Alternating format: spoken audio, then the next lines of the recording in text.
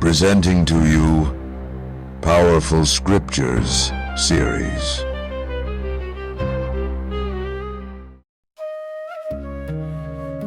In this episode of Powerful Scriptures, Proverbs chapter 3, verses 5 and 6. Faith in the wisdom of God. The human mind is primarily programmed to work based on perception. The five senses of sight, hearing, smell, taste, and touch greatly influence man's thoughts, decisions, and actions as they feed the mind with the information it processes. The experience gathered over time from these processed thoughts, decisions, and actions, which is built on observations, patterns, and notions, becomes its knowledge base called man's wisdom. This is why the mental realm is higher than the physical realm, as the physical realm hinges on impulses, while the mental on processes. Yet, there is a realm higher than both the physical and the mental, and this realm is the spiritual. As the name implies, it is the realm of spirits and the spiritual, the one where God dwells. As a spirit being, man is required by God to relate to him through his supernatural wisdom, called the wisdom of God. But how is man supposed to do this? Proverbs chapter 3, verses 5 and 6.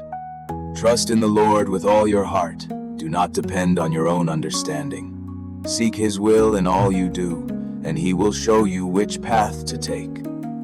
King Solomon, in this passage of Scripture, in his book of Proverbs, is admonishing a young man on certain practices to remember as commandments or law that will give him a long, qualitative, and peaceful life. Proverbs chapter 3, verses 1 through 6. My child, never forget the things I have taught you. Store my commands in your heart. If you do this, you will live many years, and your life will be satisfying. Never let loyalty and kindness leave you. Tie them around your neck as a reminder. Write them deep within your heart. Then you will find favor with both God and people, and you will earn a good reputation. Trust in the Lord with all your heart. Do not depend on your own understanding. Seek His will in all you do, and He will show you which path to take. One would expect that man's intellectual prowess, displayed in every sphere of life such as in agriculture, transportation, technology, commerce, medicine, communication, etc., would be enough equipment for them to live a long and satisfying life. But here, we are instructed on spiritual practices instead. 1. Complete and wholehearted trust in the Lord. 2. Non-dependence on one's human understanding. 3. Acknowledging and reverencing God in every way of life.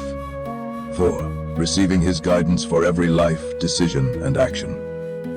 Now, let us take a look at the practicability of these instructions, especially in a modern world that exalts the human mind and the power of individuality above everything else.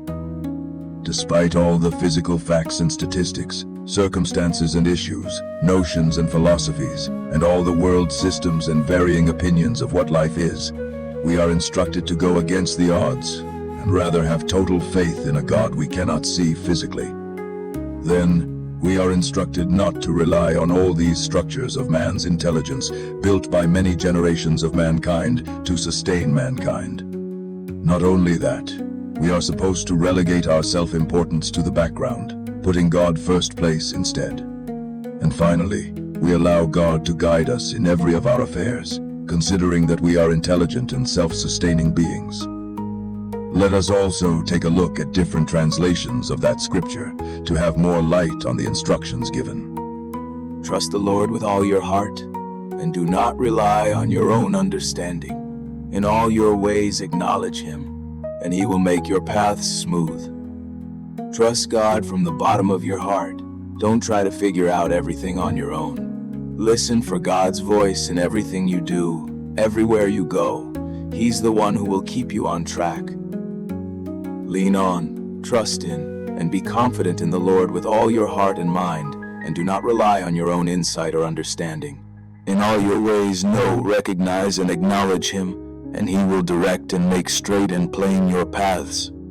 If you were to do a self-examination of your life as a believer or as an unbeliever, would you say that you have been adhering to these instructions for a long, rich, and satisfying life?